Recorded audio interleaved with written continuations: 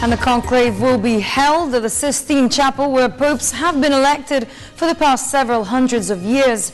It is a private chapel of the pontiff. Bianca Piedad gives us a closer look at one of the most important places in the Vatican City. As the world once again trains its sight on Rome for the papal conclave, sharing in the global limelight would be the centuries-old Sistine Chapel, the most important venue for the selection of the next pope since 1492, and the lone site for every conclave since 1870. Around 25,000 visitors every day or 5 million tourists every year come to one of the world's most famous chapels, the 500-year-old Sistine Chapel, or Cappella Sistina in Italian. The chapel took its name from the person who caused its establishment, Pope Sixtus IV. Sixtus in Italy is called Sisto. Sisto's chapel has the same dimension as that of Solomon Mount in Jerusalem, as described in the Old Testament. Cappella Sistina also serves as the private chapel of the Pope until today.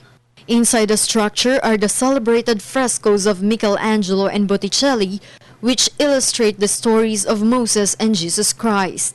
The frescoes were commissioned in 1508 by Pope Julius II, nephew of Pope Sixtus IV.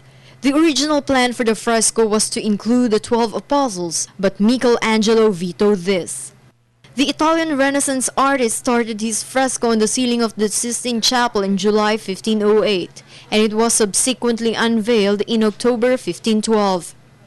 Contrary to the popular belief, it was not made by the artist lying on his back, rather he painted it while mounted on his improvised platform.